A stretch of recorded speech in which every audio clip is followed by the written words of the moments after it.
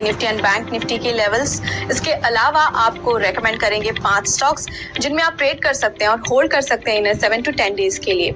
इसी के साथ आपको बताएंगे कि जो स्टॉक्स हमने आपको रेकमेंड किए थे उन्होंने कैसा परफॉर्म किया है, साथ ही कुछ इंपॉर्टेंट स्टॉक्स से रिलेटेड न्यूज एंड अपडेट्स भी इस वीडियो में हम देखने वाले हैं।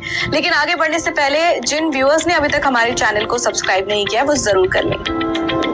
सबसे पहले हम बात कर लेते हैं इंट्राडे निफ्टी और बैंक निफ्टी लेवल्स की। इंट्राडे निफ्टी लेवल्स की बात करें तो पहला सपोर्ट लेवल है 22,050, दूसरा सपोर्ट लेवल है 21,980, पहला रेजिस्टेंस है 22,215 और दूसरा रेजिस्टेंस है 22,270। इसके अलावा इंट्राडे बैंक निफ्टी लेवल्स की बात करें तो पहला सपोर्ट लेवल है 46,600, दूसरा सपोर्ट लेवल है 46,480, पहला रेजिस्टेंस है 47,000 और दूसरा रेजिस्टेंस है 47,260।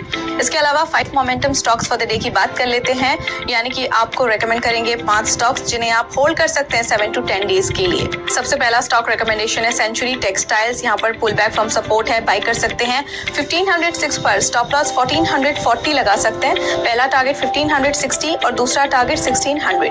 अगला स्टॉक है डिक्सन टेक। यहाँ पर कंटिन्यूएशन ऑफ अप ट्रेंड है, बाय कर सकते हैं 7424 पर, स्टॉप लॉस 7250 रख सकते हैं। पहला टारगेट 7600 और दूसरा टारगेट 7750। अगला स्टॉक डेटा पैटर्न, यहाँ पर बुलिश मोमेंटम है, बाय कर सकते हैं 2456 पर, स्टॉप लॉस 2360, पहला टारगेट 2550 और दूसरा टारगेट 2640। अगला स्टॉक है ब्लू स्टार, ये ट्रेडिंग एट सपोर्ट है, बाय कर सकते हैं 1301 पर, स्टॉप लॉस 1260 लगा सकते हैं। पहला टारगेट 1340 और दूसरा टारगेट 1380।